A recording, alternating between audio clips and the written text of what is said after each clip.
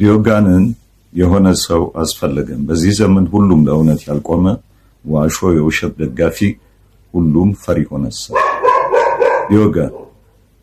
ዲዮጋን የሚባል ትልቅ የግሪክ ፍልስፋ ከጌታ ልደት በፊት በ413 ዓመተ ዓለም ተወልዶ በ323 ዓመተ ዓለም የሞተ ሲሆን ዲዮጋን የዓለም ክብርና ደስታን የናቀ ከሕይወት ተድላ የራቀ ፍልስፋ ነበር። ቀን ያለ ጫማ ባዶ እግሩን ይሄዳል። ሌሊትም ቀን ለብሶት የሚውለውን ካባ ደርቦ በአንድ ቀፎ ውስጥ ተኝቶ ያድር ነበር። አንድ ቅልና አንድ ቀፎ ነበሩት። የሚከተለውም አንድ ውሻ ነበር። ቀፎው ቤቴ ነው፣ ውሻው የማይከዳኝ ታማኝ ወዳጄ ነው። ቅሉም ውሃ ቀድቼ ወይም ቀድቶ የሚያጠጣኝ አገልጋይ ነው ይላል። አንድ ቀን አንድ ሕፃን ልጅ ምንጭ ዳር ሆኖ በእፍኝ ውሃ እየቀዳ ሲጠጣ ዲዮጋን አይቶት ይህ ልጅ እስከዛሬ ሳልረዳው ኖር የነበረውን ዕውቀት አስተማረኝ፣ ይህው የምዞረው ቀን ለካ ትርፍ ነገር ኖሯል ብሎ ወረወረውና ከዚያ ወዲህ ውሃ በእፍኝ እጁ እየቀዳ ሲጠጣ ኖረ። አንድ ቀን ደግሞ በቀትር ሰዓት ፋኖስ አብርቶ በገበያ መካከል ሲመላለስ አንድ ሰው ወደ እሱ መጥቶ በእኩለ ቀን መብራት አብርተህ የምትሄደው በምን ምክንያት ነው ብሎ ጠየቀው። ዲዮጋንም ሰው አጥቼ እፈልጋለሁ አለው። ይህ የምታየው ሁሉ ሰው አይደለምን ወይ ብሎ መልሶ ሰውየው ቢጠይቀው ይህን የማየውን ሁሉ እኔ ሰው ነው አልልም። ይህ የምትመለከተው እውነተኛን ነገርን ትቶ ሁሉም የየራሱን ጥቅም የሚሻና ለግል ምኞት የሚጓዝ ፍጡር ነው።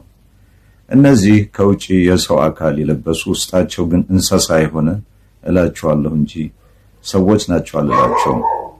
እውነተኛ ሰው ማለት ግን አእምሮ ትክክል የሆነ እውነትን የሚሻ ፍጡር ነው ብሎ ዲዮጋን መለሰለት። ዲዮጋን አንድ ቀን ፀሐይ ሲሞቅ ትልቁ እስክንድር መጥቶ አጠገቡ ቆመና የምትፈልገውን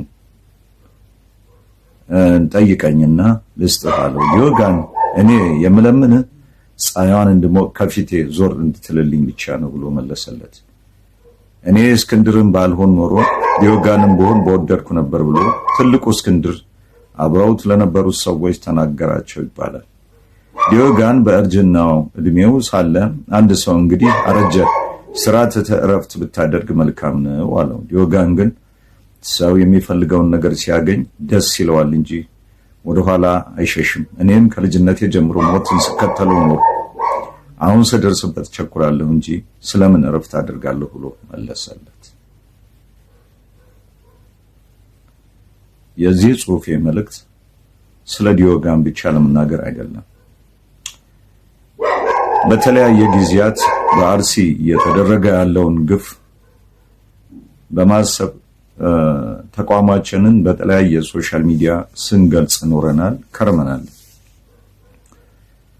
በተለያየ ጊዜያት ስለ ወገኖቻቸው ሲያስተምሩ የነበሩ ሊቃውንት መምህራኖቻችን በአሁኑ ሰዓት ላይ ተለቅመው ተወስደው እስር ላይ ይገኛሉ። ይህ ትክክል አይደለም። እኛ እውነተኞች ልንሆን ይገባናል። ጌታችን መድኃኒታችን ኢየሱስ ክርስቶስ ለአይሁድ ተላልፎ ሲሰጥ ሐዋርያቶች በሙሉ ተበተኑ። ከነሱ ውስጥ እስከ መጨረሻው ድረስ ጸንቶ የተከተለው ፍቁረ እግዚእ የሚባለው ዮሐንስ ብቻ ነበር። እኛስ በዚህ ዘመን ስለ መምህራኖቻችን ስለምንወዳቸው አይን እንቁ ስለሆኑ መምህራኖቻችን ስለምን ዝም እንላለን? መምህራኖቻችን ሊፈቱ ይገባል። ሰው በማስተማር የሰዎችን አእምሮ መለወጥ ይችላል እንጂ በኃይል በማስገደድ ሰዎችን ማስቆም አይቻልም። አንደበታችን ፈጣሪ የሰጠን ነው። በአንደበታችን ጥሩ እንናገርበታለን። በአንደበታችን ክፎች ከሆንን ደግሞ ሰዎችን አሳልፈን እንሰጥበታለን። በምድር ላይ ሰዎች በራሳቸው ፍርድ ሰዎችን ሲጎዱ ይታያሉ። በሰማይ ላይ ግን ትክክለኛ ፈራጅ የሆነው የዓለም መድህን ኢየሱስ ክርስቶስ ለሁሉም እንደየስራውና እንደየምግባሩ ነውና የሚከፍለው። እባካችሁን በሀገራችን ላይ በስልጣን ላይ ያላችሁ ባለስልጣናት ሞትን ፍሩ፣ እግዚአብሔርን ፍሩ። ስለምታደርጉት ነገር የሰው ልጅ በኃይል መግዛት አይቻልም፣ በፍቅር እንጂ። ከኃይል ይልቅ በፍቅር ሰውን ልትገዙት ወይም ደግሞ ወደምትፈልጉት መንገድ ልታመሩት ትችላላችሁ። አሁን በማየው ሁኔታ ግን ሰውን የሚከፋፍል በተለይ ኦርቶዶክስ ተዋህዶ የሆኑት የኦርቶዶክስ ተዋህዶ እምነት ተከታዮችን ላይ ጥቃት እየደረሰ ነው። በየቦታው የምንመለከተው እኛ ስንሞት፣ እኛ ስንጎዳ፣ እኛ ስንሳደድ፣ እኛ ቤታችን ሲቃጠል፣ እኛ አብያተ ክርስቲያናቶቻችን ሲቃጠሉ ነው የምናየውና ይህ ሁሉ ትክክል አይደለም። ወደ ልቦናችሁ ተመለሱ። ዛሬ የሰራችሁት ግፍ ነገ ጠዋት በልጅ ልጆቻችሁ በእናንተም ላይ ይደርሳልን። በሀገራችን ላይ በርካታ ነገስታቶች፣ በርካታ የሀገር መሪዎች አልፈዋል። እነዚህ ሰዎች ጥሩ እንደሰሩ ሁሉ መጥፎም የሰሯቸው ስራዎች አሉ። ፍጹምነት የለምና በአሁን ሰዓትም ጥሩ የተሰራ ስራ አለ፣ መጥፎ የተሰራ ስራ አለ። መጥፎ ነው ብለን ከምንመለከታቸው ነገሮች ውስጥ ጥቂቶቹን ስንመለከት ያለ አግባብ ሰዎችን የማሰር የመግደል ጉዳይ የመሳሰሉት ሰዎችን የመጉዳት ጉዳይ እነዚህ ሁሉ ሊስተካከሉ ይገባል። የፍርድ ሂደታችን የፍርድ ውሳኔያችን ሚዛናዊ ሊሆን ይገባል። ኦርቶዶክሳውያን ለምን ተገደሉ? ለምን ጥቃት ደረሰባቸው? ወገኖቻችን ለምን ሞቱ ብለው የተነሱ መምህራንን ማሰር መሸነፍ ነው።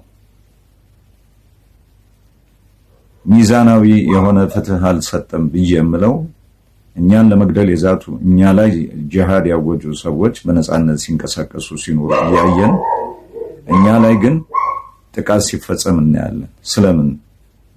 የአንድ ሀገር መሪ ሀገሩን መምራት እና ማስተዳደር ያለበት ባላንስ በማድረግ ነው። ሁሉንም በእኩል ሚዛናዊ የሆነ እይታ ሲኖር ነው። ስለዚህ ስለፈጠራችሁ ስለ እግዚአብሔር ብላችሁ መምህራኖቻችንን ፍቷቸው። የህዝብን ቁጣ አታባብሱት። ከመናገር ይልቅ ዝምታን ፍሩ። በዝምታ ውስጥ ትልቅ ሚስጥር አለና። ይህ ነው የኔ ዛሬ መልእክቴ። ዲዮጋንን የመሰለ ሰው አስፈልጎናል። እናንተ አገሪቷ በተለያየ ጊዜያት ያስተማረቻችሁ ሊቃውንት ታላላቅ ሰዎች ዝምታችሁ ስለምን ነው? ሽማግሌስ እንዴት የጠፋበት ዘመን ሆነ? አንድ ሽማግሌ የሚደረገው የሚሰራው ስራ ትክክል አይደለምና ወደ ልቦናችሁ ተመለሱ። ሃይ ባይ ሰው ይታጣ። ቀደም ሲል የተለያዩ በእድሜ የበሰሉ ትልልቅ አባቶች በተለያዩ የሀገሪቱ ጉዳይ ላይ ገብተው ሲያወሩ፣ ሲናገሩ፣ ምክር ሲሰጡ፣ ምክረ ሐሳብ ሲሰጡ ይታዩ ነበር። ዛሬ እነዚህ ሰዎች የሉ። ወዴት ሄዱ? ለምን ስለምን ዝምታ መረጡ? ይሄ ሁላችንም ልንመረምረው ይገባልና እኔ ኦርቶዶክስ ክርስቲያን ነኝ። በቤተ ክርስቲያን ላይ የሚፈጸመውን በአባቶች ላይ የሚፈጸመውን ነገር በግላጭ እቃወማለሁ። የተሳሳታችሁ ሰዎች፣ በስህተት መንገድ እየተጓዛችሁ ያላችሁ ሰዎች ወደ ልቦናችሁ ተመለሱ ስል የዛሬውን መልእክቴን አስተላልፋለሁ። አመሰግናለሁ።